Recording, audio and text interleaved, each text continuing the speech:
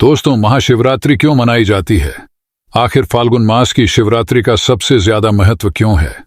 इस सवाल का जवाब शिव पुराण में मिलता है, जिसमें बताया गया है कि महाशिवरात्रि शिवजी को सबसे अधिक प्रिय है और इसके पीछे कई कारण भी हैं।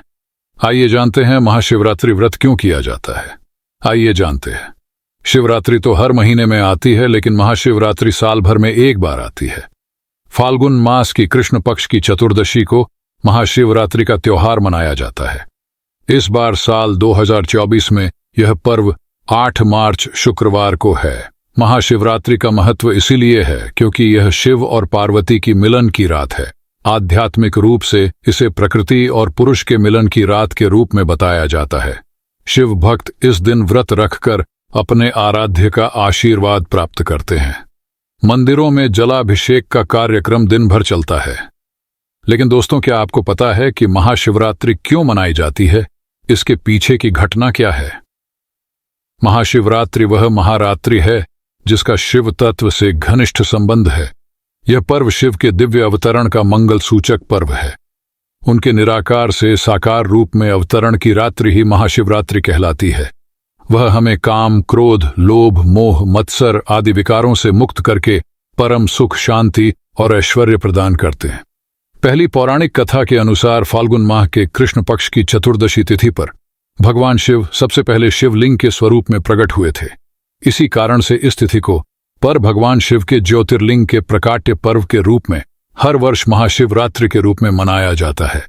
शिव पुराण के अनुसार शिवजी के निराकार स्वरूप का प्रतीक लिंग शिवरात्रि की पावन तिथि की महानिशा में प्रकट होकर सर्वप्रथम ब्रह्मा और विष्णु के द्वारा पूजित हुआ था।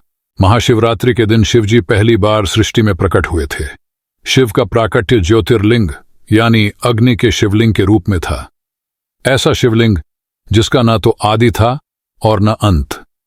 बताया जाता है कि शिवलिंग का पता लगाने के लिए ब्रह्मा जी हंस के रूप में शिवलिंग के सबसे ऊपरी भाग को देखने की कोशिश कर रहे थे, लेकिन वह सफल नहीं हो पाए। वह शिवलिंग के सबसे ऊपरी भाग तक पहुंच ही नहीं पाए। दूसरी ओर भगवान विष्णु भी वराह का रूप लेकर शिवलिंग के आधार ढूंढ रहे थे, लेकिन उन्हें भी आधार नहीं मिला। वहीं दूसरी पौराणिक कथा के अनुसार महाशिवरात्रि पर भगवान शिव और देवी मां पार्वती का मिलन हुआ था। फाल्गुन चतुर्दशी तिथि पर भगवान शिव ने वैराग्य छोड़कर देवी पार्वती संग विवाह करके गृहस्थ जीवन में प्रवेश किया था। इसी वजह से हर वर्ष फाल्गुन चतुर्दशी तिथि को भगवान शिव और माता पार्वती के विवाह की खुशी में महाशिवरात्रि का त्योहार मनाया जाता है। इस दिन शिव भक्त कई स्थानों पर महाशिवरात्रि पर शिवजी की बारात निकालते हैं। धार्मिक मान्यताओं के अनुसार महाशिवरात्रि पर व्रत, पूजा और जलाभिषेक करने पर वैवाहिक जीवन से जुड़ी तमाम तरह की परेशानियां दूर होती हैं और दाम्पत्य जीवन में सुख समृद्धि आती है। इसके अलावा महाशिवरात्रि के दिन ही सभी 12 ज्योतिर्लिंग प्रकट हुए थे। इस कारण से 12 ज्योतिर्लिंग के प्रकट होने की खुशी में महाशिवरात्रि का त्योहार मनाया जाता है।